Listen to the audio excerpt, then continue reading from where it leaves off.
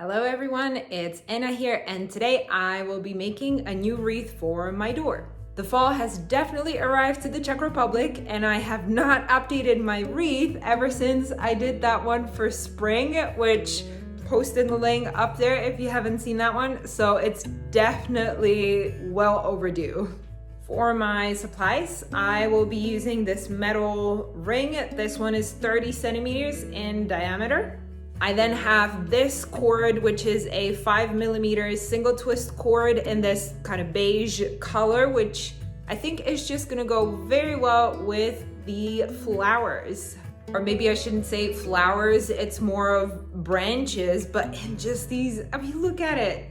So gorgeous, the colors. I've got everything. Green, there is that dark purple, the orange, the red, yellow, just, yeah. I think that's gonna look gorgeous. And then to tie it all together at the top, I've got this kind of a bow, which is, I think it's made out of jute. I'm not sure what it is. I just got it at my florist. And I think that's it for the supplies. So let's start the tutorial.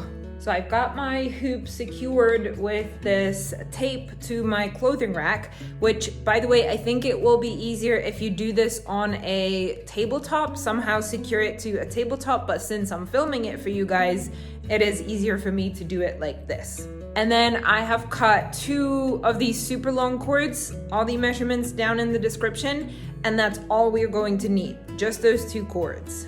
So to put our cords on that ring, we are using the lark's head knot. However, as you know, usually when you do a lark's head knot, this loop is in the middle of your cord.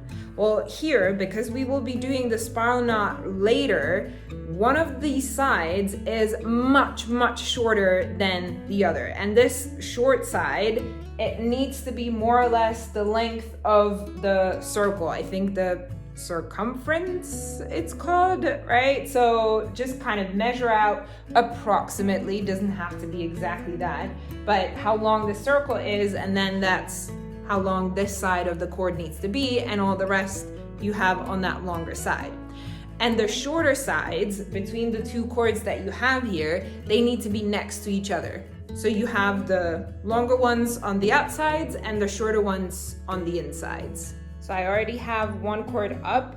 This is the shorter side. So with this one that I'm putting up now, this is the shorter side. So they're next to each other. So just wrap it around the circle, create a loop, and then you pull the entire cord through that loop.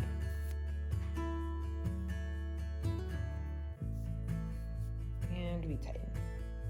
Now for these 2 cords, because they're so long, it would be really difficult to work with them. So we will put them into a bundle. So I find the end and then I fold them like this into my hand. And then once I'm literally at the very top, I take a headband and I just put it around the bundle. So we've got our bundles on each side, and now we're ready to start the spiral knot. So in the spiral knot, these 2 cords, the short ones, will stay in the middle together with that ring, and these 2 longer cords, they're going to spiral around it, making square knots, but only one side of the square knot. So just like in a regular one, first, 1 cord goes over the ones in the middle, including that ring, and then the other cord goes over it, behind everything, including the loop, the ring, and then through the loop, out to the front. I know this is a little bit more confusing, but if you look at it now, you can see this is just half of a square knot. And then you tighten.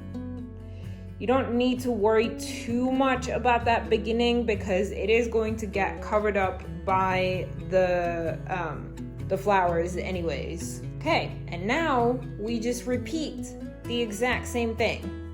So first, there is a loop created by this cord, and then this one on the right goes over it, through that loop, and to the front, and we tighten. and you can see the twisting is already starting here. And we just keep doing the same thing. And then whenever my bundles and my cords are getting too tight, I just pull on it like this, pull out one of the loops, and I can continue.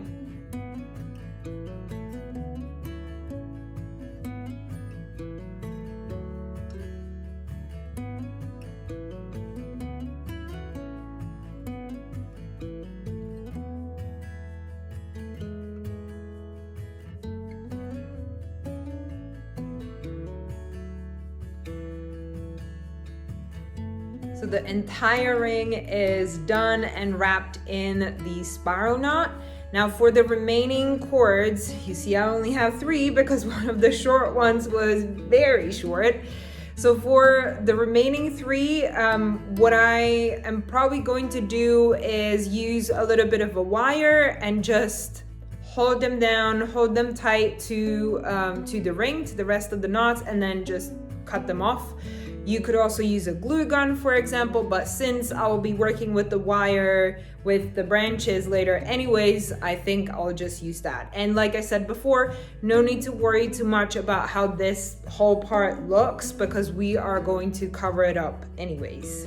Okay, and here comes the most challenging part of the project for me, and that is attaching these branches.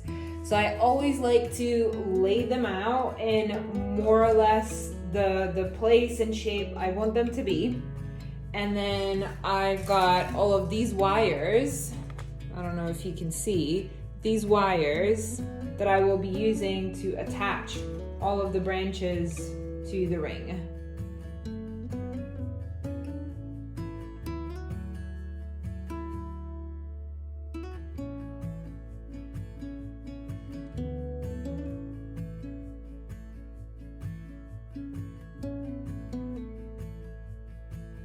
Okay, I'm happy with that. Now the last thing to do is to add the bow, which has these strings at the back, so I'll just tie it to the back of the ring. And here we are.